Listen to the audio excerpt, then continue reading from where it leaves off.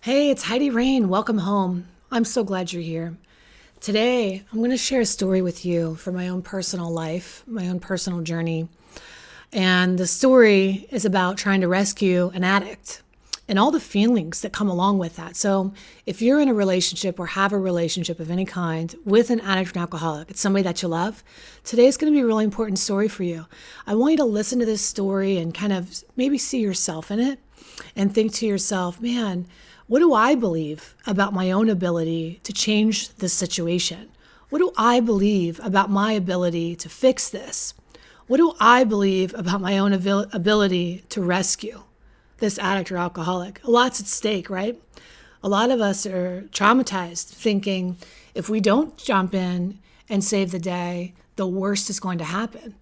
And the feelings that you experience when you're dealing with an addict or an alcoholic run the gamut, right?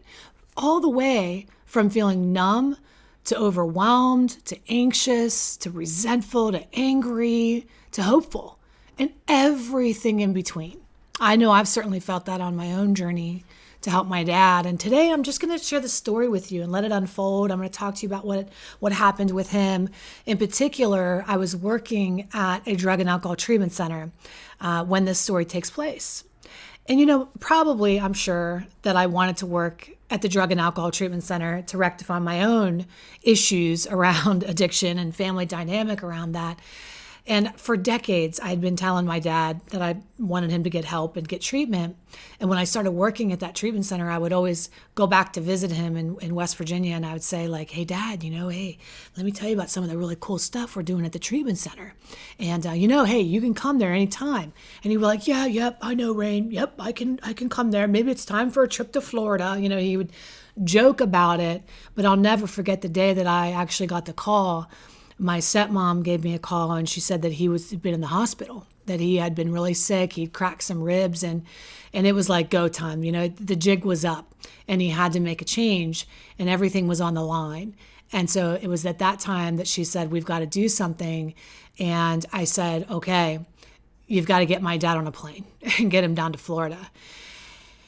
And, my whole life, I had been trying to help my dad. You can watch some of these other previous videos and hear some of the stories about how I grew up with this kind of fixer personality pattern and wanting to rescue my dad and help him. And it really, that was run the gamut too, right? With dumping out bottles down the drain and, taking his keys away from him and lecturing him and staying up all hours and trying to talk with him and plead with him and cry with him and write him letters and all the things that we do. But at this point, I had been working inside of the drug, and I look like an Olin Mills picture. Okay. At this point, when I started working in the treatment center, I was a little freaked out because I thought to myself, oh my God, I'm going to have my dad in these classes. And it was mixed emotions for sure. On the one hand, I was really wanting to help my dad, wanting to make sure that he got the best treatment, like any good fixer would, right? Like, oh my God, who's his therapist going to be? And what groups is he going to attend? And trying to control his recovery and trying to step back away from that whole dynamic. But it was hard to do. And then on the other hand, just wanting to be a daughter and be supportive. And then, of course, on this other hand, was this ego-driven, oh, my dad will see me in my element and be proud of me. So I had so many different emotions, but most of them ended up spelling out the word fuck in my journal where I was like, fuck, full of fear, full of oh my God, what am I going to do? What am I going to do? I had so much fear and anxiety around, is this going to be the thing that's going to get my dad sober? Will he get the right therapist? Will he go to the right groups? Like I said, you can imagine you might feel when your loved one goes into treatment, oh my God, this is going to be it, the Holy Grail. Well, it just so happened that inside this drug and alcohol treatment center, I happened to be leading all the codependency program. As a codependency expert, if you're new here, that's what I do. I deal in dysfunction and toxicity, at Dysfunction Junction here.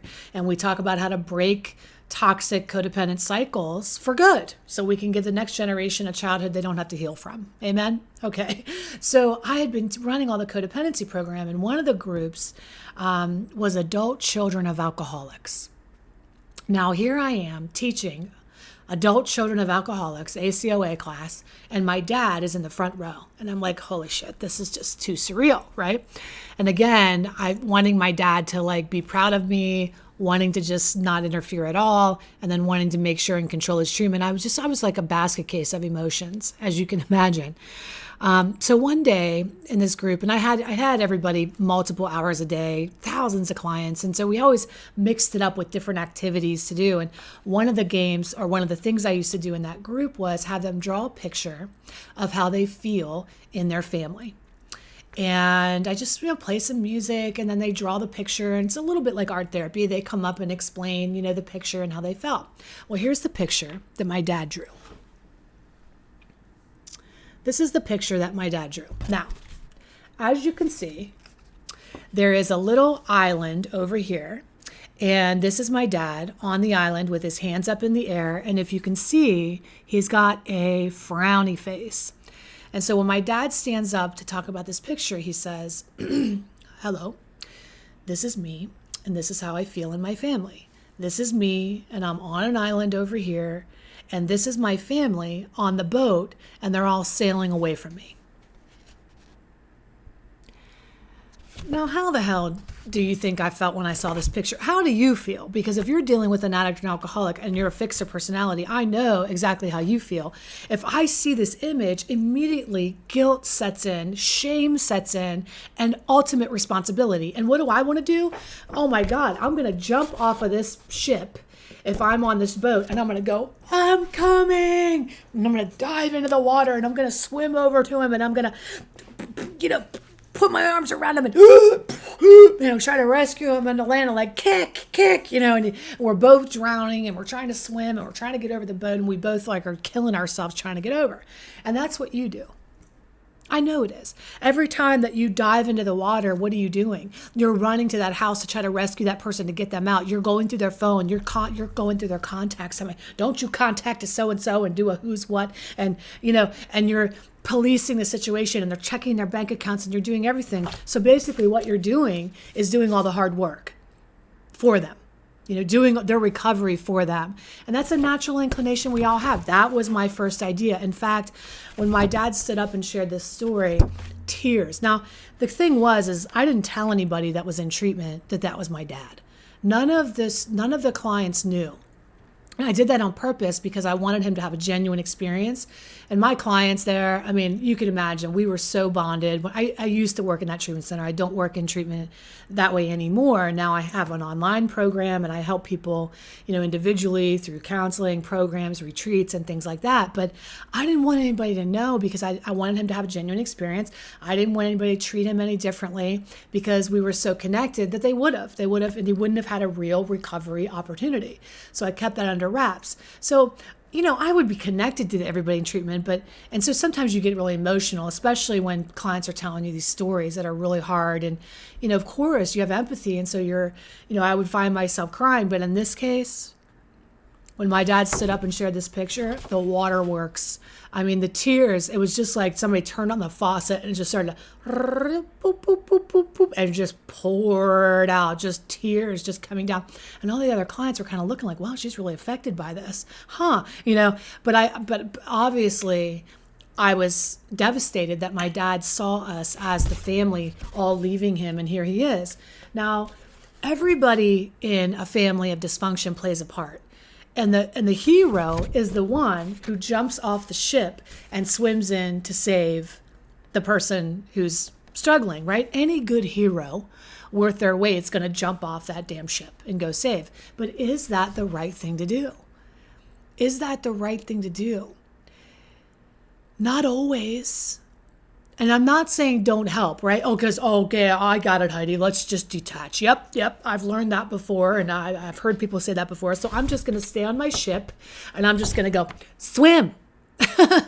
If you want to come over here, we're going to be right here. You just got to swim. Oh my God, you're going to do the breaststroke. Oh my God, good luck with that one. You should really float a while and save your energy. I'm going to stay on the boat, and I'm going to criticize how they're doing it and make them do it all themselves. That's one way. Or another way to detach is just to stand on the boat and go, well, let's go on. Let's go eat. Let's go do whatever. Fuck them. If they make it, they make it. I don't line up with either one of those ideas. And in fact, I think differently than a lot of people do. I get that sense, the feedback that I get. People tell me all the time, they're like, man, you just think a little differently. And thank God, because if we follow the masses, the M is silent.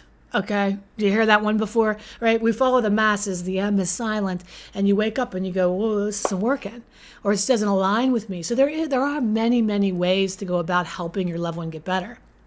What I've learned over the decade that I was in this treatment center, okay, and all of my time around thousands of people in recovery, what I've learned is one of the best approaches to take when you're a family member on this boat right here, and your person on the island is struggling, is to first see it clearly for what it is. What it is actually, now this is hard to handle, but what do you see if you look at that picture of my dad over there? What do you see? Now, when I would ask this question, 9 times out of 10, people would say, well, I see a really sad man. I see a helpless person. I see hopelessness. I feel sadness. I see just, do you see a victim? I want you to look again. The victim role in the family is somebody who throws up their hands and says, there's nothing I can do. Everybody's leaving me. And I'm over here on this island and there's nothing I can do. And certainly when we are in addiction, we are a victim of that addiction. It definitely hijacks us. Addiction is like a cult. And I'll make another video explaining that. When you're an addict, you don't know you're like, when you're in a cult, you don't know you're in one. That's the same true for addiction, where you're like losing your ever-loving mind. Now, it wouldn't be a video if we didn't have a cuckoo clock going off, right? You stick around long enough with me, you start to see we always have something, a plane, a rain, no trains, but a cuckoo clock. Okay. So we see the victim. We see him waving his hand. So that's what addiction looks like. But guess what recovery looks like? What if we could empower people in recovery, stop jumping off the boat and running down and saving the day and trying to rescue and drown ourselves and drown him in the process? What if we empowered him? What if we said, hey, this is only 3 feet deep. You just don't know because you're so used to being over here like there's nothing you could do. Your hands are tied. Step into the water. Recovery. What if this were 3 feet of water and he could walk to the boat? And how does he know? How does he know he can't? Until he tries, until he gets his little feet wet and goes and walks over to the boat. Now, what can I do as a family member when I'm on this boat and be a resource? How can I be a resource? I'm certainly not going to critique what he's doing. Well, good luck with that one. I'm not going to turn my back and start eating the caviar, right? And just pretend this is a yacht and like sail away, right? I'm going to say, hey, let me throw you a boat. Right? I got one of those things. I can lower the boat down. Maybe some other people have different kinds of boats. They float a dinghy over, whatever floats your boat, right? Whether it's you're on a yacht or a canoe, you could float something over to him and say, hey, get on this. And maybe for you, that's coaching. Maybe for you, that's a good program of recovery that you help assist them with. You pay for therapy or you pay for coaching or you invest in some kind of something that will help support them along the way, a halfway house, something. Right? That's how you can support. You support recovery, not enable addiction, right? You support recovery.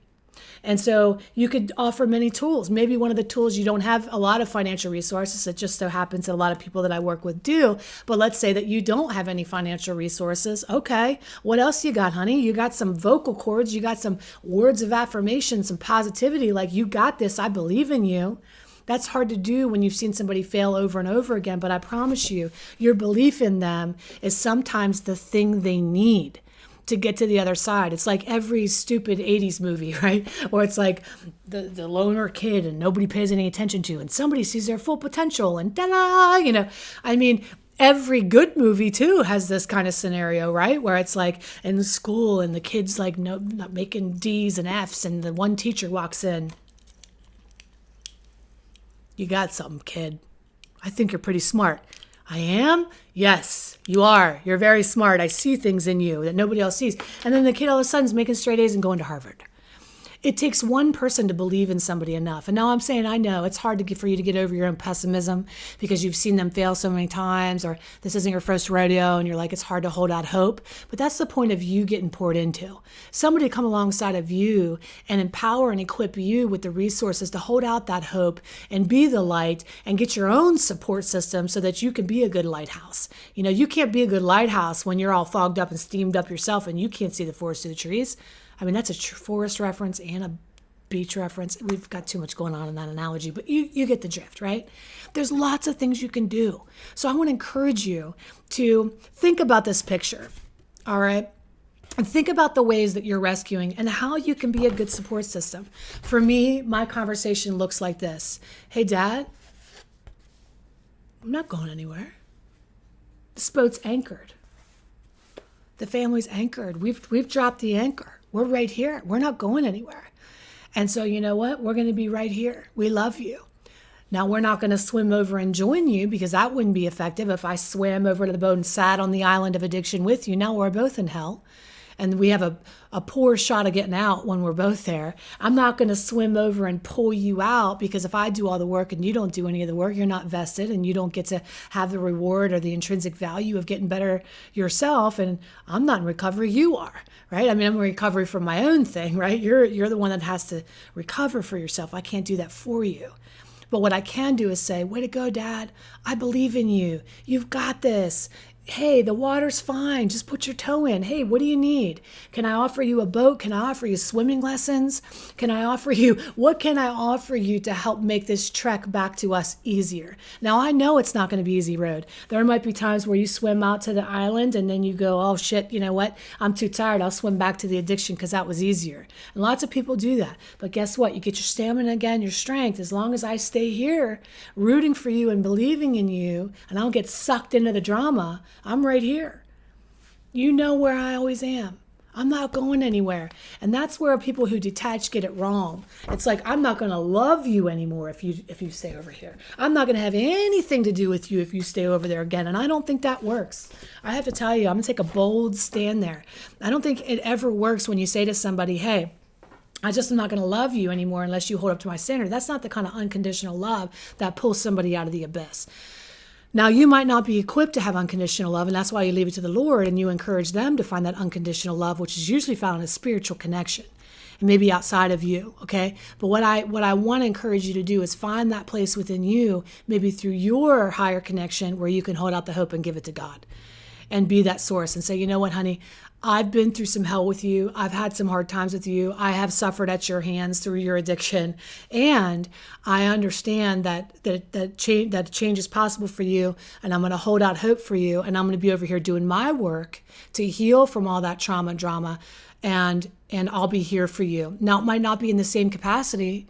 The relationship might have been too severed, too damaged, but that doesn't mean that I need to hold hate in my heart for you. It just means that maybe I'm going to redefine the nature of our relationship or redefine the way I interact with you. And I've said that to my dad in the past many times, like, Dad, I love you. I'm not going anywhere, but I don't feel good when I'm interacting with you when you're under the influence. I can't join you in your addiction anymore, but I'll be over here on the recovery boat. And when you're ready to join me, this is where I'll be. And I'll be loving you from afar. I'll be loving you from off of that boat, holding out hope and cheering you on all the way. Okay? I hope this was helpful for you today. If it was, let me know in the comments. Your comments help me help more people. Can we be real? This is a giant place. It is hard to get the message of love and hope and inspiration and forgiveness and compassion and all the things and empowerment and boundaries and all the things we want to teach out into the world in such a big sea. So I'm asking you to help me steer this ship and help put the word out by leaving your comments and giving this a thumbs up, because again, it helps me help more people. And if you want support and you want to go deeper and you're curious about how one of our programs, retreats, or workshops can help you get your footing and understand how to put the anchor down and heal from the past and know what those boundaries are and know what the right tools are to give your loved one, then go ahead over to lovecoachheidi.com and schedule a complimentary consultation where I will answer all of your questions and make sure it's a good fit. All right? I love you. Take excellent care of yourself, and I'll see you really soon. Bye-bye.